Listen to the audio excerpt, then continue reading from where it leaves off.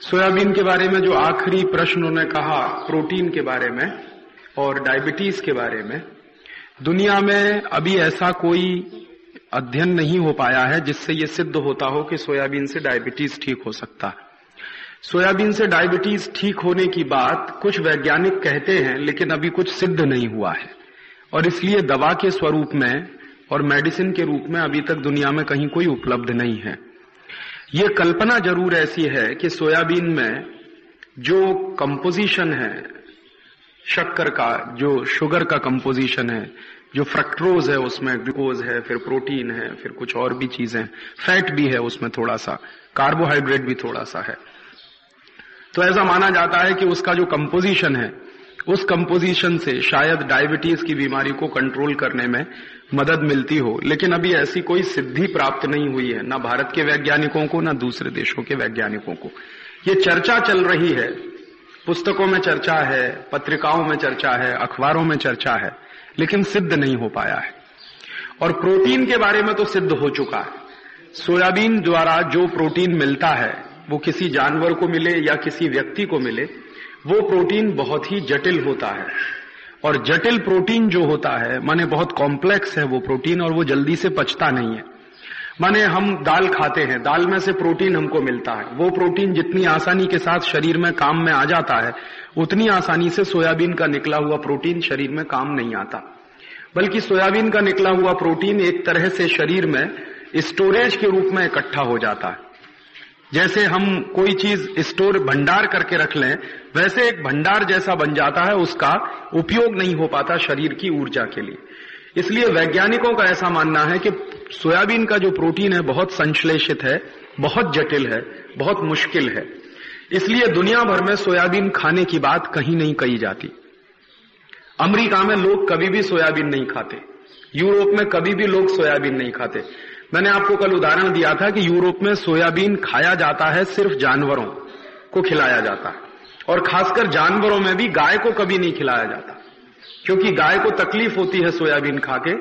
Europe में soybean सिर्फ खिलाया जाता है डूकरों को, सुअरों को। और वहां भी क्या होता है, मैंने आपको बताया कि चूंकि जटिल है इसलिए आसानी से पचता नहीं, तो डूकर सोयाबीन की खली खाता है तो स्टोरेज के रूप में इकट्ठा हो जाता है, और डूकर थोड़ा जाड़ा हो जाता, मोटा हो जाता। और वो इसलिए डूकर को खिलाते हैं क्योंकि डूकर का मांस उन्हें खाना। तो सोयाबीन खाया हुआ डूकर थोड़ा जाड़ा हो जाता है, मोटा ज्यादा हो जाता है, इसलिए मांस ज्यादा मिलता है, इसलिए डूकरों को सोयाबीन खिलाने की परंपरा है। और वो भी सब देशों में नहीं है, सिर्फ हॉलैंड में है। मैं हॉलैंड जा चुका हूं और मैंने वहां पर देखा है कि उससे जो है दूसरे तरह की प्रॉब्लम भी हो रही है। जैसे वहां पर एक बड़ी प्रॉब्लम अभी शुरू हो गई है कि डूकर का मांस जो खाया किसी ने और वो सोयाबीन खाया हुआ डूकर है, तो उन लोगों को पेट की बीमारियां बहुत होती है। जो सोयाबीन खाता है डूकर, डूकर का मांस जो लोग खाते हैं, तो लोगों को पेट की बीमारियां बहुत होती हैं जो डूकर का मांस खाते हैं सोयाबीन वाला। इसलिए पूरे हॉलैंड में सोयाबीन का बहिष्कार कर दिया है। वहां कोई किसान सोयाबीन नहीं करता, यूरोप में भी कोई किसान सोयाबीन नहीं करता। भारत में हॉलैंड की एक कंपनी आई थी, उस कंपनी का नाम है सीजवॉन वीवी। तो सीजवॉन वीवी कंपनी आई थी सोयाबीन का बीज लेकर सबसे पहले, और मध्य प्रदेश में उस समय जब सरकार चलती थी, आज से ये करीब 15-20 साल पहले की बात है, तो मध्य प्रदेश सरकार को वो बीज मुफ्त में दिया गया था और कहा गया था कि आप अपने किसानों को अगर ये बीज बांटें तो हम आपके पैदा किए हुए सोयाबीन को पूरा खरीद लेंगे और आपको विदेशी मुद्रा मिलेगी। तो इस लालच में मध्य प्रदेश सरकार ने सोयाबीन का बीज बांटना शुरू किया ब्लॉक डेवलपमेंट ऑफिसर्स के माध्यम से। पहले मध्य प्रदेश में फैला सोयाबीन, अभी फैलते फैलते महाराष्ट्र में आ गया, थोड़ा गुजरात में भी चला गया, उत्तर प्रदेश में भी चला गया है। लेकिन अब करते करते खेती इस नतीजे पर पहुंचे हैं कि कुछ उसमें से फल नहीं निकलता। एक बात जो आपने कही कि सोयाबीन की खेती के बाद कपास की फसल बहुत अच्छी होती है, तो ये बात तो किसी दूसरी फसल पे भी सच है। आप कोई भी दलहन की खेती करें, कोई भी दाल करें, तुअर की करें, उड़द की करें, मूंग की करें, उसके बाद कपास लगाएंगे, हमेशा अच्छा होगा। कपास की फसल का अच्छे होने का एक छोटा सा सिद्धांत है कि जिस खेत में प्रोटीन ज्यादा देने वाली कोई भी अनाज पैदा की गई हो, अनाज की फसल ली गई हो, उसमें उसके बाद कपास लगाएंगे, हमेशा अच्छा होगा। और इसी तरह से एक और दूसरी छोटी सी बात है कि तुअर की दाल लगा दीजिए किसी खेत में, उसके बाद गेहूं लगाइए, गेहूं हमेशा उसमें अच्छा होगा। तो जो भी दाल है, दाल की फसल लेने के बाद अगर आप गेहूं लेंगे उसमें तो बहुत अच्छा होगा। और ऐसे ही कपास की फसल अच्छी लेनी है तो पहले उस खेत में अगर दाल लगा देंगे आप, तो दाल के बाद कपास लगाएंगे तो हमेशा, कोई भी दाल लगाइए, मूंग की लगा दीजिए, उड़द की लगा दीजिए, तुअर की लगा दीजिए, किसी भी किस्म की दाल लगा दीजिए जिसमें प्रोटीन की मात्रा ज्यादा होती हो, तो हमेशा कपास की फसल अच्छी होगी। सिर्फ सोयाबीन से कपास की फसल अच्छी होती है, इससे भी ज्यादा सच ये है कि किसी भी तरह की दाल की फसल आप लगाएं तो उसके बाद कपास की फसल निश्चित रूप से बहुत अच्छी होती है। और ये जो फसल चक्र का एक सिद्धांत है, और शायद इस देश में सभी किसान जानते थे आज से 200-300 साल पहले तक, लेकिन ये जो परदेशियत आ गई, विदेशीकरण हो गया हमारी खेती का, तो वो फसल चक्र का जो हमारे ज्ञान थे वो खत्म हो गए, टूट गए धीरे धीरे। तो गांव के जो बुजुर्ग हैं, जो पुराने लोग हैं, ये ज्ञान किसी किताब में नहीं मिलेगा। जो गांव के पुराने बुजुर्ग हैं जिन्होंने पुरानी खेती की है, उनसे मिलेगा कि आप क्या करते थे अपने जमाने में, क्योंकि किताबें इस पर ज्यादा लिखी हुई नहीं है, ज्यादा इस पर प्रकाशित साहित्य नहीं है। जो साइंटिस्ट लिखते हैं, जो किताबें बनाते हैं, वो भी एजम्पशंस के आधार पर हैं, अनुमानों के आधार पर है। तो उसका ज्यादा वैज्ञानिक और तथ्यपूर्ण जानकारी सीधे गांव में ही मिल सकती है। तो मेरा एक छोटा सा निवेदन है, अगर आप लोग कर सकें, इसी में मुझे याद आ गया कि हर गांव में इस तरह की फसल की जो व्यवस्था होती रही पिछले कई वर्षों से, उसके बारे में कुछ लिखित काम शुरू कर दिया जाए।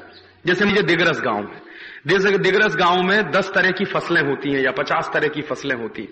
तो पिछले 50 साल में इनमें क्या बदलाव आया है?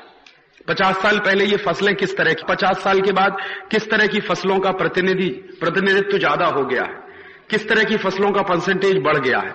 अगर ये छोटा छोटा एक सर्वेक्षण का काम हर गांव में शुरू कर दिया जाए, तो ये जो झगड़ा है कि सोयाबीन के बाद क्या करें, या गेहूं के बाद क्या करें, या कपास के बाद क्या करें, या ऊस के बाद क्या लगाएं खेत में, धान लेने के बाद क्या लगाएं, ये झगड़े उसमें से सुलझ जाएंगे और वो ज्ञान जो हमारे पास था वो वापस हमारे पास लौट आएगा। तो मुझे ऐसा लगता है कि हर गांव में जो नौजवान साथी हैं, जो थोड़े भी पढ़े लिखे हैं, वो इस तरह का काम शुरू कर सकते हैं।